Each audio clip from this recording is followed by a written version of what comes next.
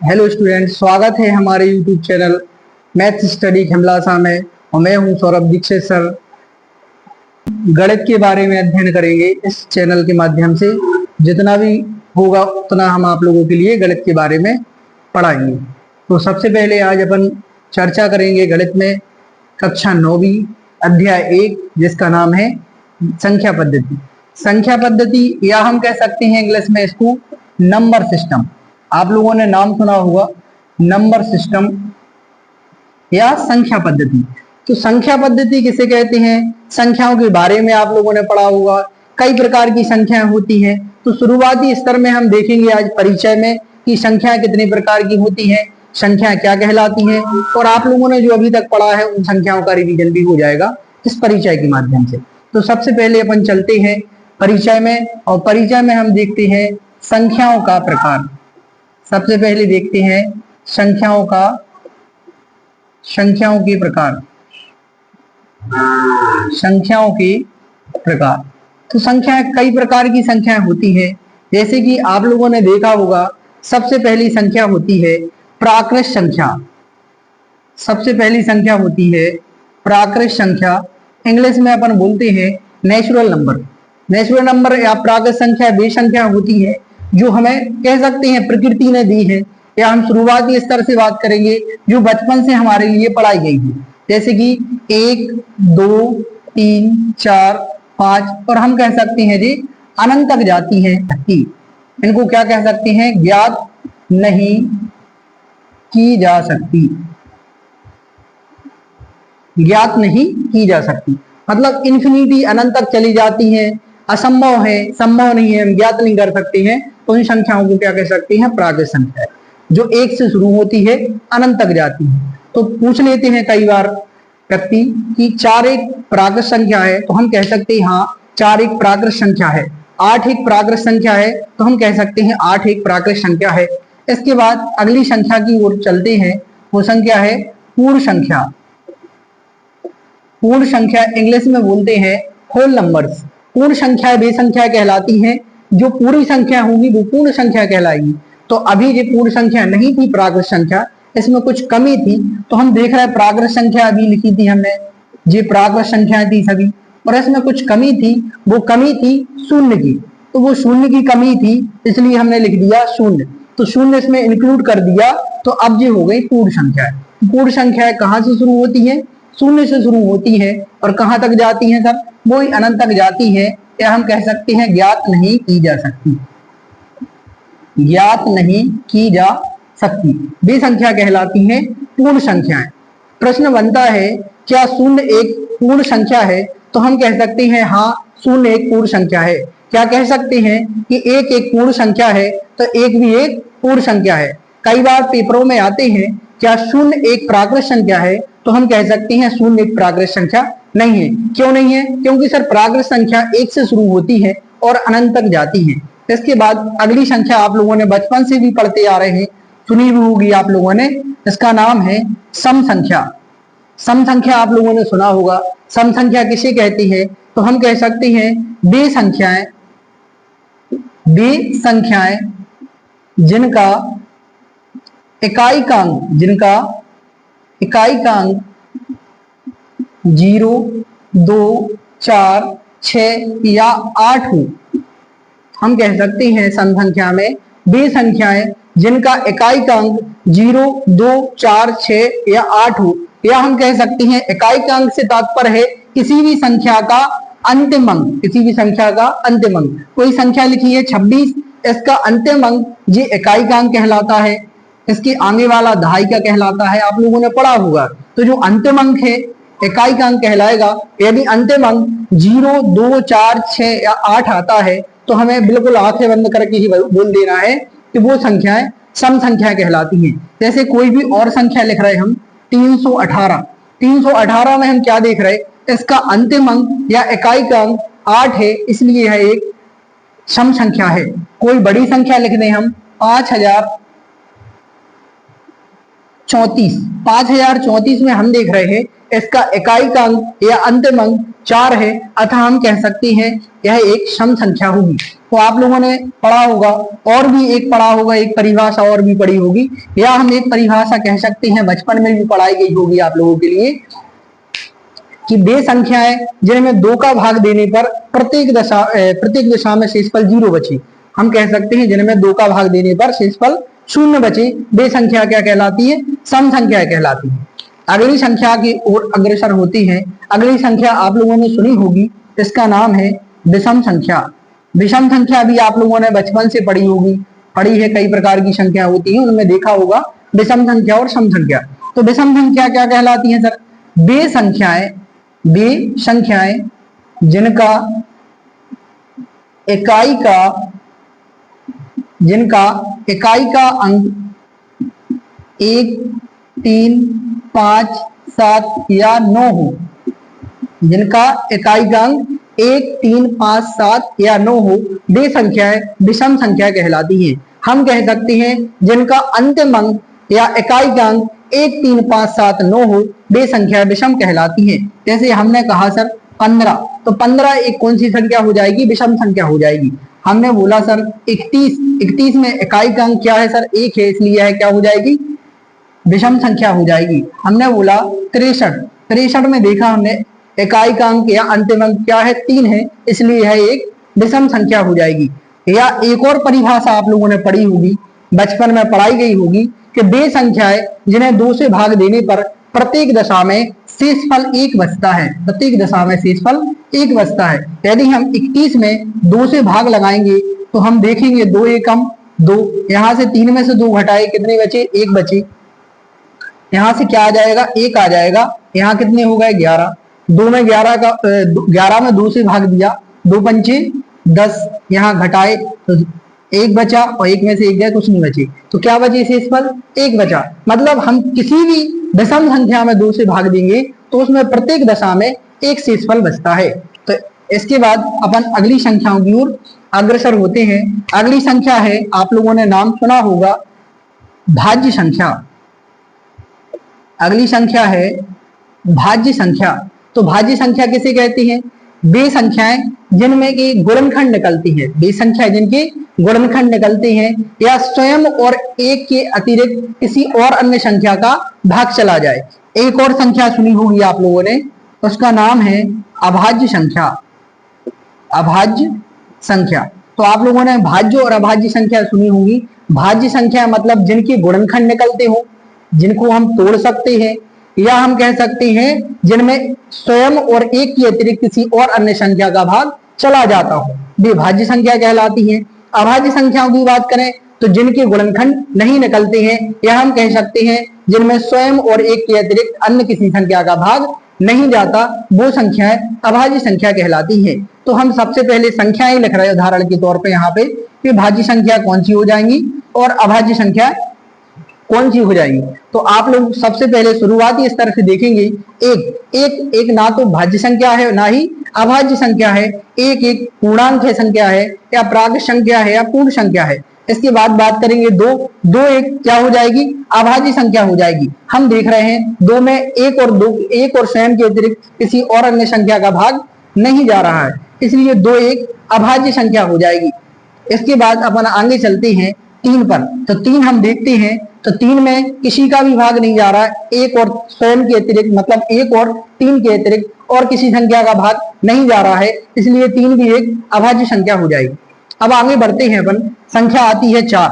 संख्या कौन सी आती है? 4 आती है। तो 4 हम देखते हैं, 4 में क्या किसी संख्या का भाग जाता है?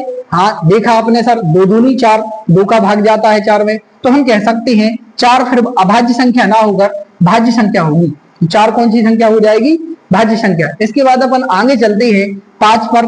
5 कौन सी संख्या हो जाएगी? 5 में 1 और स्वयं के अतिरिक्त या 5 के अतिरिक्त किसी अन्य संख्या का भाग नहीं जाता, इसलिए 5 क्या हो जाएगी? एक अभाज्य संख्या हो जाएगी। इसके बाद 6 देखते हैं। 6 में सर भाग जाता है, 2 का भी भाग जाता है, 2 3 6, या 3 का भी भाग जाता है, 3 दूनी 6, या गुणनखंड भी 6 के निकालेंगे तो वो ही निकलेंगे 2 और 3 गुणा में।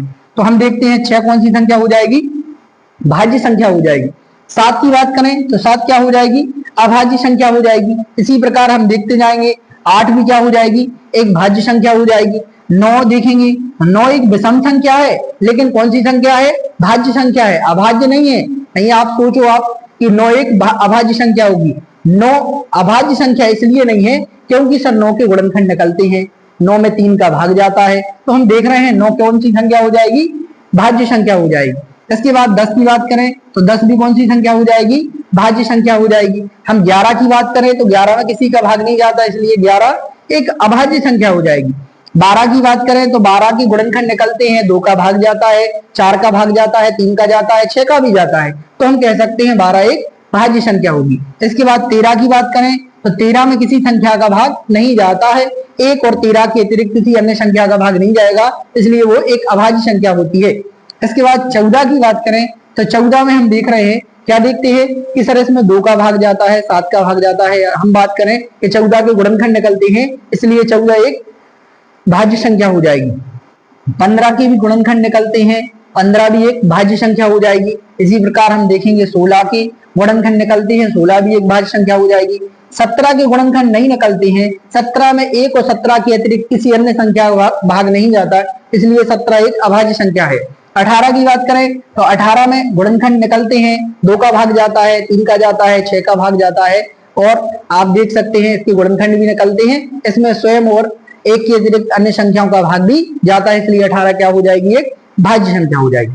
19 की बात करें तो 19 में 1 और स्वयं के अतिरिक्त या 19 के अतिरिक्त किसी और संख्या का भाग नहीं जाता है, इसलिए 19 एक अभाज्य संख्या हो जाएगी। और इसके बाद आती है 20। 20 में सर 2 का भाग जाता है, 4 का भाग जाता है, 5 का जाता है, 10 का भी जाता है, तो हम देख सकते हैं 2 में विभिन्न प्रकार की संख्याओं का भाग चला जाता है, या 20 के गुणनखंड निकल आते हैं, इसलिए 20 क्या हो जाएगी, एक भाज्य संख्या हो जाएगी। बाकी ये संख्या अभाज्य संख्या है, तो ये हमने लिखी 2 से लेकर 20 तक की भाज्य और अभाज्य संख्या है। आप लोग देख सकते हैं, आप देख रहे हैं 2 से लेकर 20 तक की भाज्य संख्या कौन सी है, अभाज्य संख्या कौन सी है, आपको समझ में भी आ रहा होगा।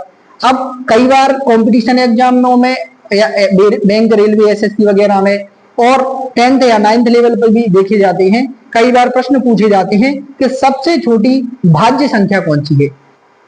तो सबसे छोटी भाज्य संख्या 4 होती है, और सबसे छोटी अभाज्य संख्या पूछी जाती है तो वो 2 होती है। सबसे छोटी भाज्य संख्या 4 और सबसे छोटी अभाज्य संख्या 2 होती है। अगर बड़ी की बात करें तो वही कंडीशन बन जाएगी कि ज्ञात नहीं की जा सकती। इसके बाद अपन चलते हैं अगली संख्या। आप लोगों ने नाम सुना होगा पूर्णांक, नाम सुना होगा आप लोगों ने पूर्णांक। पूर्णांक मतलब सर इसको कह सकते हैं पूरे अंक। तो पूरे अंक अभी हैं क्या, अभी पूरे अंक नहीं हुए हैं, पूरे अंकों में कुछ कमी है, तो आप लोगों ने इसमें कुछ देखा होगा। एक नाम सुना होगा आप लोगों ने, पिछली कक्षा में 8वीं वगैरह में देखा होगा आपने, संख्या रेखा नाम सुना होगा। तो संख्या रेखा किसे कहते हैं, संख्या रेखा हम उसे कह सकते हैं ऐसी रेखा, ऐसी रेखा जिस पर क्या लिखी हूं, संख्या लिखी हूं। कोई ऐसी रेखा देखी होगी आप लोगों ने जिस पर क्या लिखी हूं, संख्या लिखी हूं, उन संख्याओं को क्या कहते हैं, इस प्रकार की रेखा को हम संख्या रेखा कहते हैं। तो संख्या रेखा पर 2 प्रकार की संख्या लिखी होती है, एक साइड लिखी होती है प्लस की संख्या और एक साइड लिखी होती है माइनस की संख्या। तो 0 के इस साइड जो संख्या लिखी रहती है वो ऋणात्मक कहलाती है, और 0 के इस साइड वाली धनात्मक। तो हम कह सकते हैं जो संख्या रेखा पर जितनी भी संख्या लिखी रहती है वो सभी संख्याएं पूर्णांक कहलाती हैं। और हम कह सकते हैं 0 से इस साइड वाली, तो पूर्णांक भी 2 प्रकार के पूर्णांक होते हैं, जो शून्य से इस साइड वाले हैं वो कहलाएंगे आपके धनात्मक पूर्णांक। कौन से पूर्णांक, धनात्मक पूर्णांक। और जो शून्य से इस साइड वाले कहलाएंगे वो कहलाएंगे आपके ऋणात्मक पूर्णांक, ऋणात्मक पूर्णांक। तो कई बार आप लोगों ने देखा भी होगा कि -5 पूछ भी लेते हैं कई बार, -5 क्या है, तो -5 एक पूर्णांक है, मगर कौन सा पूर्णांक है, वो ऋणात्मक पूर्णांक है। 5 क्या है, 5 एक पूर्णांक है, मगर कौन सा पूर्णांक है, धनात्मक। 2 क्या है, 2 एक पूर्णांक है, मगर कौन सा, धनात्मक। -25 क्या है, एक पूर्णांक है, मगर कौन सा पूर्णांक है, ऋणात्मक पूर्णांक है। तो इस प्रकार से आप पूर्णांक में देख सकते हैं, इसी में अंक आ गए तो वो क्या कहलाते हैं, पूर्णांक, जो संख्या रेखा पर लिखी होती है। इसके बाद आप लोगों ने नाम सुना होगा परिमेय संख्या, नाम सुना होगा आप लोगों ने परिमेय संख्या, जो कक्षा 9वीं और 10वीं में बहुत इंपोर्टेंट रखती है परिमेय संख्या। इसी के आधार पर आपका अध्याय 1 9वीं में और 10वीं में भी है तो अपन सबसे पहले देखेंगे परिमेय संख्या। परिमेय संख्या क्या कहलाती है, तो हम इसकी परिभाषा देखेंगे। वे संख्याएं जो p/q के रूप में लिखी जाती हैं। वे संख्याएं जो p/q के रूप में लिखी जाती हैं, लेकिन इनकी एक शर्त है। लेकिन इनकी क्या है, एक शर्त है कि q का मान क्या नहीं होना चाहिए, 0 के बराबर नहीं होना चाहिए। इनकी एक शर्त है कि q का मान है या हर का मान है वो 0 नहीं होना चाहिए। तो बात हो रही है p/q मतलब क्या कहलाती है सर, p/q मतलब अंश बटे हर के रूप में। आप लोगों ने परिमेय संख्याएं देखी होगी, आप लोगों ने कक्षाओं में पढ़ी होगी, पिछली कक्षाओं 5, 6, 7, 8 में पढ़ा होगा आप लोगों ने। भिन्न से आप लोगों ने बहुत अच्छे से परिचित होंगे। यदि नहीं होंगे तो हम अगली वीडियो में भिन्न के बारे में बना देंगे और भिन्न के बारे में भी आपको बता देंगे। तो भिन्न क्या कहलाती है, भिन्न मतलब जो कह सकते हैं अंश बटे हर के रूप में होती है, जो अंश बटे हर के रूप में लिखी जाती है, या हम कह सकते हैं जो बटे के रूप में लिखी जाती है, वो भिन्न कहलाती है। भिन्न में भी आप लोगों ने देखा होगा कई प्रकार की भिन्न होती है। एक होती है समभिन्न, एक होती है विषम भिन्न और एक होती है मिश्र भिन्न। समभिन्न, विषम भिन्न और मिश्र भिन्न, 3 प्रकार की भिन्न होती है। समभिन्न, विषम भिन्न और भिन्न होती है। अब हम कह सकते हैं समभिन्न कौन सी भिन्न कहलाएगी, समभिन्न जिसमें अंश क्या होगा, भिन्न वे कहलाती हैं जो काय के रूप में होते हैं, अंश बटे हर के रूप में होती है। तो समभिन्न कौन सी कहलाएगी, जिसमें अंश कैसा होगा, छोटा होगा हर से। अंश कैसा होगा, छोटा होगा हर से। हम कहें 2/3, इसमें 2/3 में हम क्या देख रहे हैं, नीचे वाली संख्या है हर है वो बड़ी है, ऊपर वाली संख्या है वो छोटी है। तो इस प्रकार की भिन्न को हम कह सकते हैं समभिन्न। इसके बाद दूसरी भिन्न की बात करेंगे विषम भिन्न, तो वो कहलाती है क्या, जिसमें अंश क्या हो, हर से बड़ा हो, या हम कह सकते हैं 5/2। तो इसमें क्या देख रहे हैं आप, अंश मतलब ऊपर वाली संख्या नीचे वाली संख्या से बड़ी है, इसलिए इस प्रकार की भिन्न को विषम भिन्न कहते हैं। तीसरी देखी होगी आप लोगों ने मिश्र भिन्न। तो मिश्र भिन्न में आप लोगों ने देखा होगा जो अंश और हर के साथ में जिसमें पूर्णांक लिखा हो, जिसमें अंश और हर के साथ में पूर्णांक लिखा हो, इस प्रकार की भिन्न को हम मिश्र भिन्न कहते हैं। आप लोगों ने कई बार देखा होगा 1 सही 2/3, 2 सही 3/4, इस प्रकार से जो भिन्न देखी होगी आप लोगों ने, वो मिश्र भिन्न कहलाती हैं। और भी बहुत सारी हैं, तो इसको अपन बाद में देखेंगे और आगे भिन्नों के प्रकार में। वो तो परिमेय संख्याओं की बात कर रहे थे, इसलिए अपन ने चर्चा कर ली। तो आपको परिमेय संख्या जो काय के रूप में होती है, बटे के रूप में होती है, या हम कह सकते हैं p/q के रूप में होती है। लेकिन शर्त है q का मान क्या नहीं होना चाहिए, 0 नहीं होना चाहिए। उदाहरण के तौर पे देखें सर, हम 5/2, 1/2 क्या हो जाएगी, एक परिमेय संख्या हो जाएगी। या हम कहें सर 2, 5 परिमेय संख्या होगी। क्यों होगी, या हम कहें -3, यह भी एक क्या हो जाएगी, परिमेय संख्या। क्योंकि शर्त क्या है, इसके बटे में 0 नहीं होना चाहिए।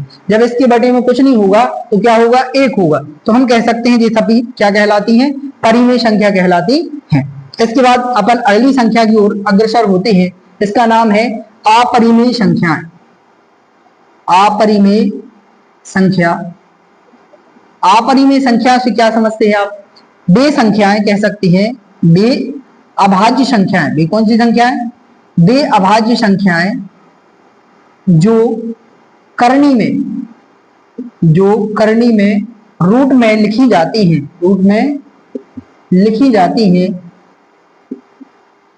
वे सभी अभाज्य संख्याएं जो करनी या रूट में लिखी जाती हैं, वो सभी अभाज्य संख्या अपरिमेय संख्या कहलाती हैं। या हम कह सकते हैं जिनका दशमलव प्रसार अशांत अनावर्ती होता है, वो भी अपन पढ़ेंगे आगे, क्या कहलाते हैं, शांत और अशांत दशमलव प्रसार। तो इसमें देखेंगे अपन सर, उदाहरण में देखेंगे जैसे √2, √3, इनकी देख रहे अपन, इनकी कौन सी संख्या कहलाएंगी, अभाज्य संख्या है। क्योंकि जो ये अभाज्य संख्या भी है और कौन सी में लिखी है, करनी में लिखी है, इसलिए कौन सी संख्या हो जाएंगी, अपरिमेय संख्या। इसके बाद √4 की बात करें तो √4 एक अपरिमेय संख्या नहीं होगी। √4 एक अपरिमेय संख्या क्यों नहीं होगी, तो यहाँ देखें आप, √4 अपरिमेय संख्या इसलिए नहीं होगी क्योंकि √4 बराबर हम लिख सकते हैं √4 को 2/2, अर्थात कह सकते हैं √2 का वर्ग। 2 के वर्ग से वर्गमूल कट जाता है, यहाँ पे सिर्फ कौन बचेगा, 2, और 2 को हम 2/1 के रूप में लिख सकते हैं, अर्थात यह p/q के रूप में लिखी जा सकती है।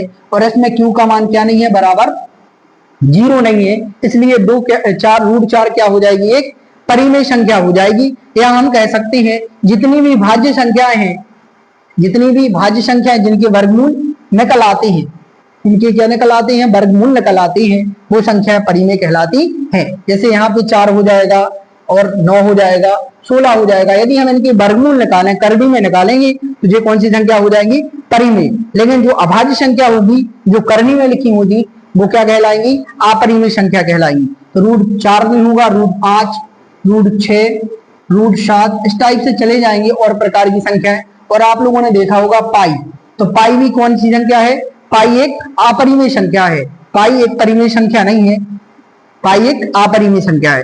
तो ये परिमेय और अपरिमेय संख्याएं भी हो गई, इनका अपन इस अध्याय में अध्ययन करेंगे। और अगली संख्या है, कह सकते हैं वास्तविक संख्या।